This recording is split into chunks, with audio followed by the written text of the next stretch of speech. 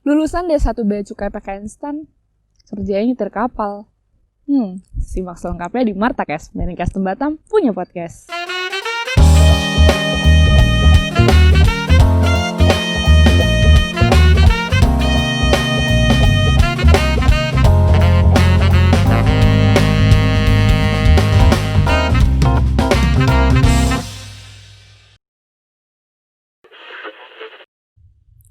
Assalamualaikum warahmatullahi wabarakatuh. Salam sejahtera untuk kita semua. Om Swastiastu. Om Swastiastu. Selamat pagi semuanya. Ya, kali ini pada episode kita kali ini kita akan membahas tentang lulusan D1 dari PKN Stan yang kerjanya nyetir kapal nih. Nah, langsung aja nih kita menghadirkan Ray Mas Brata Teja Mukti. Hai. Gimana kabarnya Ray? Luar biasa. Kamu sendiri gimana, Ul? Ya, seperti yang kamu lihat lah. Subur deh. Lagi nggak patroli nih, Ray? Lagi enggak nih. Lagi free aja. Free. Berarti kalau nggak patroli itu se-free ini atau ada kerjaan? Karena kebetulan lagi podcast ini aja, jadi dibuat waktu luang. Oh iya. Sebenarnya sih banyak kerjaan. Tapi emang banyak ya kerjaan kalau nggak patroli? Dibilang banyak sih, sikon sih, tergantung situasi sih. Kalau pas patroli memang banyak kerusakan, misalnya perawatannya lagi banyak, ya banyak kerjaan. Misalnya kayak benerin railing, ngecat dan bersih-bersih kapal. Itu sih biasanya yang paling rutin. Ya, railing tuh ini ya buat informasi yang di pinggir-pinggir ini kan, bener kan? Betul, pagar kapal lah gitu aja namanya. Nah, gini Ray, waktu pertama kali penempatan nih, kan kita kan pasti ditanya sama senior-senior dan kepala seksi nih, mau penempatan di mana dek gitu. Terus pasti jawabnya siap seksi telka, siap ini. Nah, dengar-dengar waktu itu kamu jawabnya maunya di kapal nih, bener nggak? Betul. Kan kita selama pendidikan di STAN kan nggak ada tuh ilmu tentang perkapalan ya. Nggak ada. Nah, kenapa? Dibilang kenapa, sebenarnya mau nggak mau sebenarnya pilihannya ntar di kapal juga sih, apalagi aku cowok kan, badan besar, terus hobi tulisnya renang, nggak mungkin nggak di kapal kan. Nah, tapi untuk pilihanku sendiri kenapa di kapal itu kayak gimana ya, aku pikir kita ditempatin di PSO nih pertama, bisa dapat pengalaman, apalagi patroli di kapal. Kalau misalnya kita ke kantor kayak di kantor lain pasti bisa lah, sama ya, administrasi sama aja, dokumen, surat menyurat. Tapi kalau di PSO ini dapat kayak di kapal gitu, nggak mungkin, jarang lah ibarat kata. Jadi kayak buat pengalaman baru. Benar. Kapan lagi kan bisa diceritain ke orang-orang. Anak cucu, iya. Nah, terus gini, waktu kamu udah di kapal nih, ada skep penempatan di ABK kapal gitu kan. Nah, itu kamu langsung disuruh nyetir kapal kah? Atau diapain dulu kah sama senior? Untuk pertama-tama biasa sih Ul ya. Kalau pertama ke kapal itu diorientasi dulu biasanya. Waduh, ada orientasi lagi ya? Orientasi paling ya kayak pengenalan gitu aja dari senior-senior bagian kapal lah. Ntar tugas-tugas terus alat-alat. Kan kita baru tuh di Prodip dulu. Mana pernah tuh diajarin, paling cuma dikasih tahu PSO gitu aja. Benar. Nah, untuk jelas detail-detailnya kan baru dijelasin pas kita di PSO nih, penempatan. Benar. Dijelasin sama senior-senior. Nah, baru pas patroli jabatanku awal itu masih klasi, belum jurumudi. Klasi, beauty, Nah, jadi klasi itu belum jadi jurumudi. Tapi pas disuruh tugasnya waktu itu aku langsung disuruh megang kemudi. Oh gitu. Jadi langsung disuruh terjun gitu. Nih coba gitu. Langsung disuruh nyoba jadi jurumudi itu megang kemudi. Nah, awalnya itu aku benar-benar kaget. Bayangin aja Ul. Kan walaupun sama-sama kendaraan nih notabene. Nah, sama-sama kendaraan, tapi pas kalau kita naik motor atau naik mobil itu di jalanan enak. Ada lampu jalanan, ada lampu kendaraannya, lampu sen. Jadi enak kita jalan santai. Paling was-was aja. Tapi kalau di kapal nih kemarin aku kaget. Pas mau jalan lampu dimatiin semua. Gelap gulita di depan itu nggak kelihatan apa-apa. Jadi aku bingung, ya ampun ini aku bisa selamat gak ya? Gitu kan, apalagi aku baru pertama kali. Bisa berdoa kan waktu itu. Cuma bisa berdoa aja, semoga selamat sampai tujuan. Gak tahu kanan kiri ada apa gitu ya. Awalnya itu bener-bener kaget, deg-degan, merinding lah kayak gitu. Nah, cara kerja kita di kantor dan di kapal tuh beda banget ya berarti ya? Secara garis besar sih mungkin hampir sama untuk kalau nggak patroli itu sama aja. Datang jam 7:30, absen balik jam 5. Yang membedakan itu mungkin pas patroli aja Ul. Jadi pas patroli itu nanti ada SPB, surat perintah berlayar. Itu dari KPU. Di situ nanti ditentukan waktunya, kadang seminggu, 2 minggu. 2 minggu kalau aku di kapal besar. 2 minggu ya udah. 2 minggu itu aku harus standby di kapal yang disebutkan di SPB itu.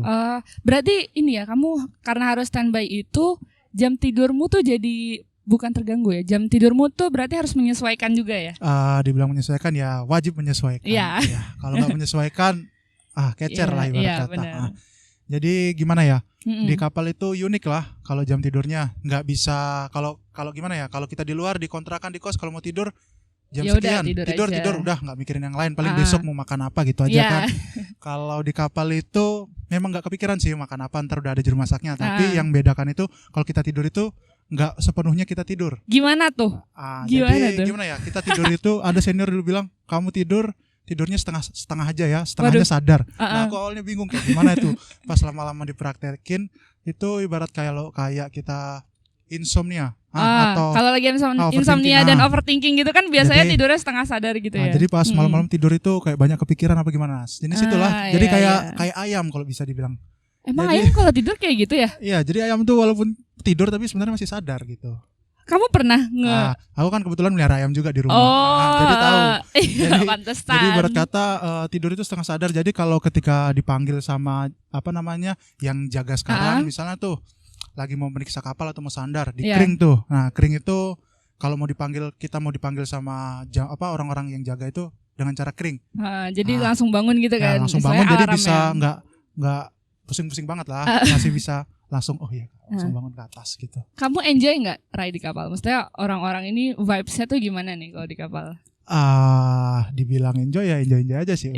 Soalnya enak-enak aja, orang-orangnya juga asik-asik sih. Misal kamu kalau ulang tahun gitu kan, itu gimana tuh?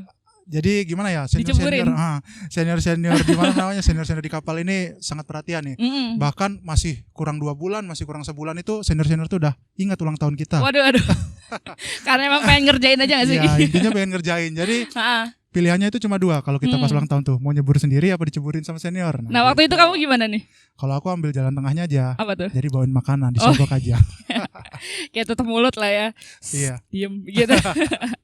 Nah, waktu kamu patroli kan yang kamu lihat kanan kirimu itu kalau nggak Matthew, Juner, Doni, Senja dan lautan gitu kan? Iya betul.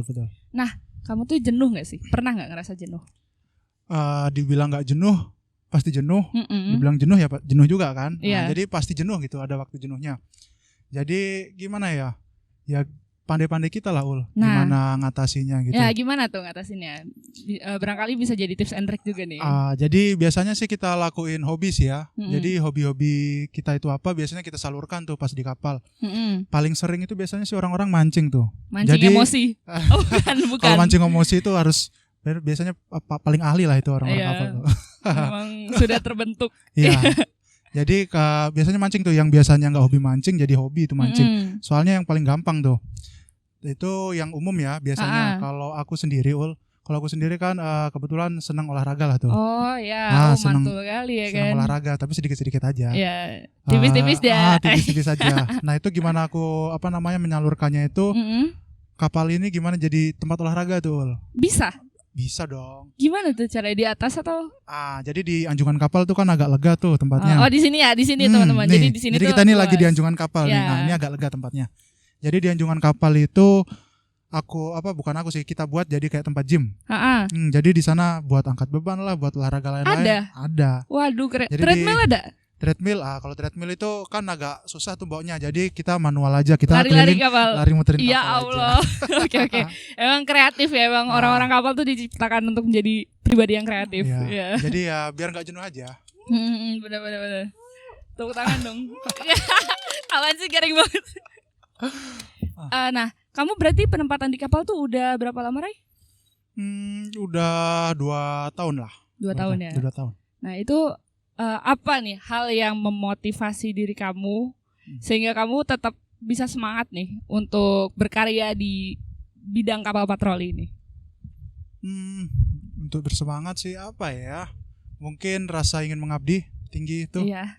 Itu pasti, itu wajib lah. Iya. Apalagi kita udah milih pilihan kita kan jadi abdi negara gitu kan, apalagi kita di awal tujuan masuk stan gitu kan. Nah, jadi mau nggak mau kita utamanya itu untuk mengabdi itu tadi. Itu motivasi utamaku. Dan mungkin ada statement orang yang bikin kamu tuh tetap semangat gitu? Oh ya, ini ibarat yang paling sering diucapkan lah sama Menteri. Ibu kita, Ibu Menteri kita. Bu Sri Mulyani. Itu yang bikin aku selalu semangat. jalani kerjaan, terus bikin selalu semangat aku ada di kapal ini. Itu jangan pernah lelah mencintai Indonesia. Itu dari kata-kata itu aja kita udah bisa gimana ya, Ul? Bisa selalu mencintai Indonesia dengan cara berkembang lah. Kita berkembang jadi lebih baik lagi. Kalau ditelaah lebih dalam kalimat itu tuh sebenarnya maknanya sangat dalam ya. Maknanya sangat dalam, kita bisa belajar terus. Benar. Ketika diri sendiri, kita bosan, ketika kita lelah, dan pas kita baca itu tuh, kita tuh udah dikasih A, B, C sama negara. Selalu balik lagi ke tujuan awal kita. Kita di sini mau ngapain sih? Iya. Setuju banget, Ray. Jadi kita tuh sejatinya sebagai lulusan D1 ataupun D3 dari PKN STAN yang sekarang di Bea Cukai harus siap nih ditempatkan di mana saja ya. Betul sekali. Bukan hanya di daerah mana saja, tapi juga di seluruh bagian yang menunjang kinerja dan tusi dari DJBC itu sendiri. Contohnya kayak pelayanan, pengawasan, cukai, balai laboratorium, dan bahkan armada kapal patroli ini. Bener ya? Betul. Nah, kita di sini juga dituntut untuk selalu menjaga nama baik Bea Cukai pastinya. Dan jangan lupa untuk selalu berbuat baik. Karena sekecil apapun kebaikan yang kita lakukan, itu pasti nantinya akan berdampak nih ke Bea Cukai kita tercinta. Anjay. Bea Cukai makin baik. Iya, Bea Cukai makin baik. Ayo dong, Bea Cukai makin baik. Oke, bagus. Kita punya penonton yang kooperatif nih. Iya. Udah itu aja kayaknya, Ray. Terima kasih nih atas waktunya. Makasih kembali, Ul. Udah bersedia jadi narasumber pada episode kali ini. Nah, untuk menutupnya ini kita punya cara yang beda nih. Aku mau pantun biar kayak orang-orang hits lainnya. Nanti tolong pada bilang cakep ya. Oke. Mau pantun nih. Punya pacar namanya Anya. Cakep. Si Anya pegawai Kemenkes. Sampai jumpa di Martakes selanjutnya. Marincast Batam punya podcast. Dadah. Dadah.